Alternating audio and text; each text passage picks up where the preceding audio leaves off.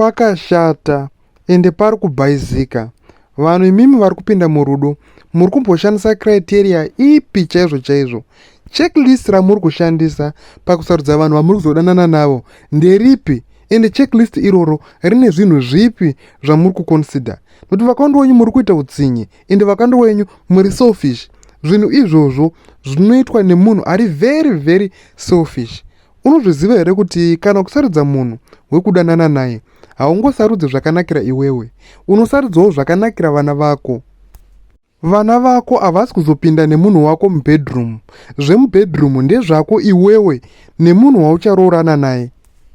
Apa pane mahwani ende pari kubhaizika manje. Regai ndikuonese kuti pari kukanganisika ndepapi. Regai tange nekuvakomana ndozopedzisira nekuvasikana.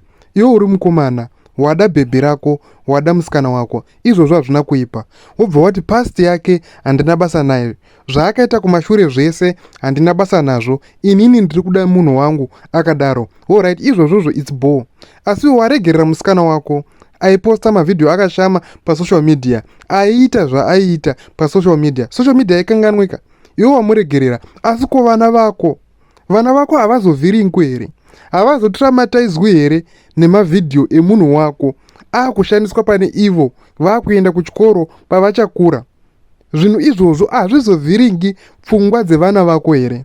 Alright, ngatiende kuvasikana. Iwe mukomana wako uri kumuda, waona type yaunoda handsome, wamuregerera past yake, akambouraya munhu. Kana kuti haasiri akambouraya munhu, maybe madzikoma ake nevaneng'ina vake vane macriminal records ekuuraya. Wobva wati izvozvozvo doesn't concern mukomana wangu, ini mukomana wangu ndokomuda zvakadaro.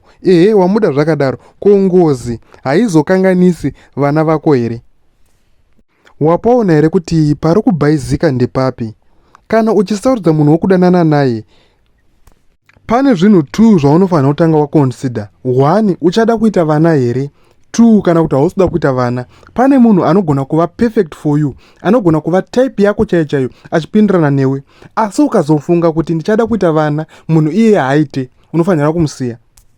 Rege ndipe mienzaniso. Maybe womunhu akamboroorwa kana kuti akamboroora, atione vana vake kudhara, maybe ane vana 2 or 3, and then awana mumwe munhu wokudanana naye. Asi panext marriage haazotarisira kuita vana nekuti atori nevana kudhara, akataurira nemunhu wake kuti aiwa hatichaiti vana, taakungodanana. Ipapo chero ukasarudza munhu akaita sei, ane character yakaita sei, ane past yakaita sei, hazvina kana basa. As long as makugarisana muri 2, ipapo une kodzero yekusarudza munhu akanakira iwewe.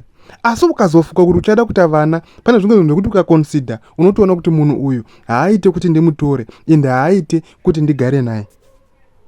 Bhebhi rakanaka, asi vana vachada kuitirwa homework, vana vachada kudzidziswa zvinhu zvine musoro. Mukomana wako bonde anogona, romance anogona, asi vana vachada kushandirwa, vana vachada kuchengetwa. Kungogara mese muri 2 here? Kana kuti muchada kuita vana, ipapo pafunge ende pane nyaya, musava selfish. I think munhu anonzwisisa atonzwisisa kwandiri kubva nekwandiri kuenda, ende atobata zvandiri kutaura. Asi kune vanhu vasikanzwisisi vakutotsvaka zvikonzero zvekundi ataka mucomment section, vakutofunga mareason ekuti against me mucomment section. Anyway, inini ndiripo pakubatsira vanobatsirika, vasingabatsirike handinei navo.